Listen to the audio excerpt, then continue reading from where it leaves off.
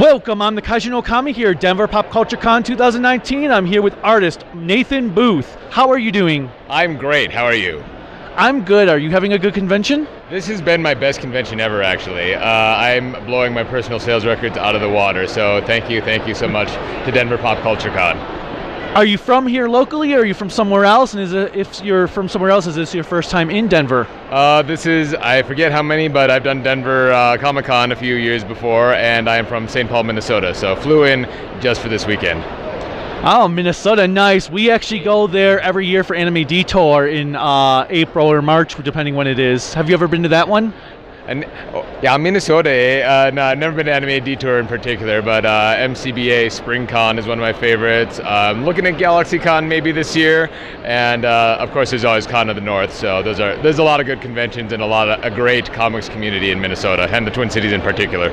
Yeah, it seems like it's a great place every time we go. Everyone's really nice. Did you have a bad winter this year, though, that was cold? That's Minnesota nice right there. Let's see. The winter overall wasn't so bad. It was kind of funny. We actually got the same amount of snow we usually get over the course of the entire winter. We just got it all in 6 weeks. So there, for a while there, it was just snowing every week, literally. So, yeah. Very interesting, I'm sure. Yeah, we were there after all the flooding had happened, when everything melted after that big snowstorm. Yeah, it was ridiculous, but I think things are shaping up now. So here in Colorado, we've been having winter on and off. It's like winter's been in the middle of an argument, leaves and comes back saying, "Oh, and another thing." Yes. So, what type of artwork do you do?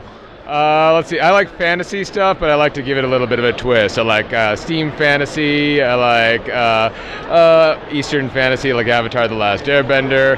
I love European medieval fantasy, but it's very saturated. So I want to see where else it can go. The next series I'm planning on working on after Impure Blood is a post-apocalyptic urban fantasy. So I'm really looking to develop that one a little bit too.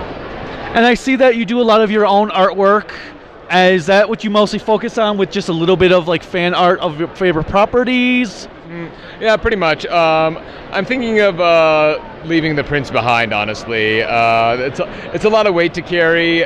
Books are always my biggest seller, so I'm thinking of leaning into that. So if you want to print, your chances are limited. So, are they able to buy them on a website? Yeah, I think they'll be available on the website a little bit longer. I may do a giveaway or a push to, try and unload my stock and that kind of thing. But moving forward, as I kind of, reevaluate my business, unfortunately, it's not worth it. I've sold maybe 2 prints while I was here this entire weekend, and I've sold over 100 books at this point. So. Oh wow, 100 books, and how many prints? 2.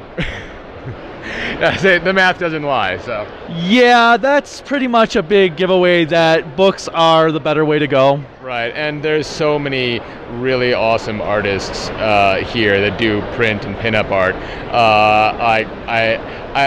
I'm not shy about my work, but a lot of them are just operating at a level that I am not at. So I can't compete with them. I'm really proud of my book work and my comics and my sequential art, so like I said, leaning into that. And what got you into doing art? I honestly have no idea. Born that way.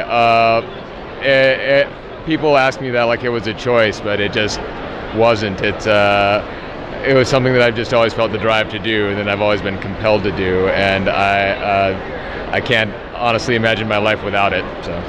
So you pretty much decided right from the get-go that was what you were going to do. What was your first drawing? I don't honestly remember my first drawing, but my parents love to embarrass me with the story of coming to pick me up at kindergarten, and all the kids are drawing, squiggles, scribbles, the stuff that kindergarten kids draw, and I was apparently, according to them, drawing a house in full perspective. So again, it was kind of don't feel like I ever had a choice in the matter. It was meant to be. Well, yeah.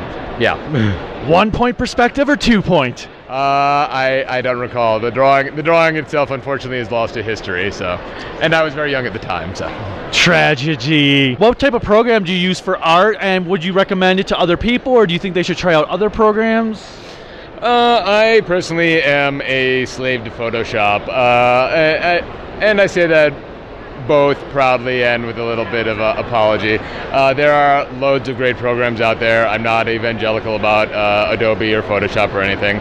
I like it. Well, I've been using it for 20 years at this point, so I'm kind of married and set in my ways. I've heard really good things about Procreate. I've heard really good things about Clip Studio Paint. So if you're starting out, I would actually maybe recommend starting with those because they're way less expensive than Photoshop. If you're an illustrator, it has all the illustration functions on there that you could want, and I think it's a great place to start if you're going to get into digital art. Photoshop, I like to describe it, it's the Swiss Army knife of art programs. Like anything you could want is on there, and to this day, even after 20 years, I'm still finding new ways to use it. So it's a pro and con. I always tell people that whatever is most comfortable for you, whatever works best for your flow and works best for your situation is the best program. So.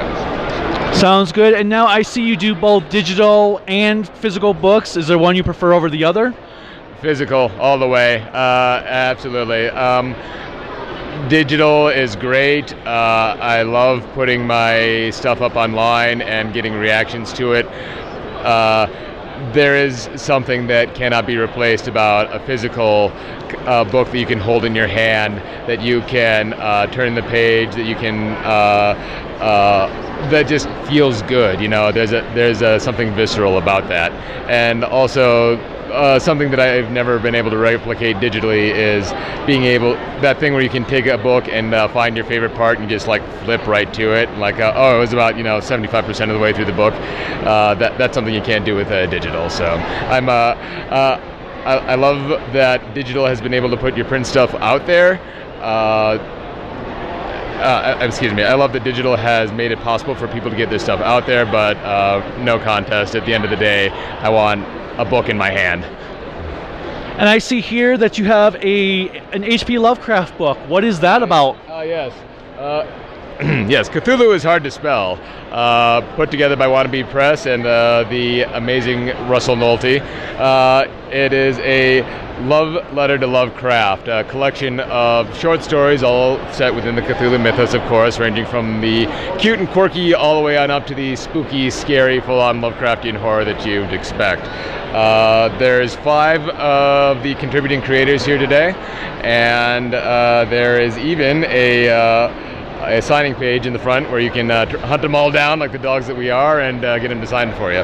Yeah, I saw that when I was looking through the book yesterday, and that was like the coolest idea ever to do, because then everyone has their own set page to autograph. Exactly. Russell's a really smart guy. Highly recommend you go talk to him later. Moving beyond the Cthulhu book, what about this Impure Blood book? Impure Blood is my original graphic novel. It's a story of an enslaved half-blooded gladiator named Roan who's rescued from captivity by a mysterious young lady named Dara. He's a half-blooded descendant of an ancient and mystical race that's been hunted to the point of extinction by humans, and she's on a mission to track down the last full-blooded member of his kind and believes that he holds the key to doing so. It is a 4-book series, and it is complete. It took us 8 years to put out. It was written by my wife Nadia and illustrated by me.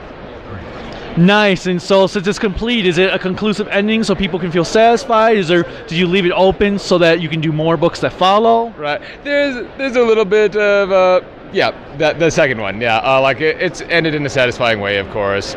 We wrap up everything. I like to compare it to the end of the first Star Wars movie, where there's more to be told, but this story is done. Nice, and I like that. One problem I have with like a lot of movies or TV shows is that they do an ending, but it's open-ended, right, where it frustrates you because you're like, how's that a conclusion? Yeah. No sequel begging here. No.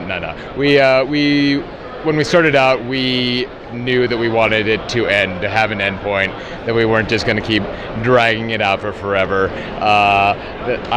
There are so many series and like television, comics, etc., that I loved, but then just wound up overstaying their welcome. And when we started, we knew that was the one thing that we did not want to do, no matter the circumstances. So, no, it is complete and finished and satisfying, I promise. Nice. And where can people buy these books on your website? And do you have any social media links they can get you at? All of the above. You can find these on my portfolio website, nathanluethillustration.com. That's NathanLueth, Impure Blood webcomic.com, just like it sounds. I'm also, of course, on the holy trinity of social media, Facebook, Twitter, Instagram, at Nathan Lueth Illustration. Awesome, and any final words for my viewers? Rock on, Denver! Well, thank you so much for your time. Until next time, bye.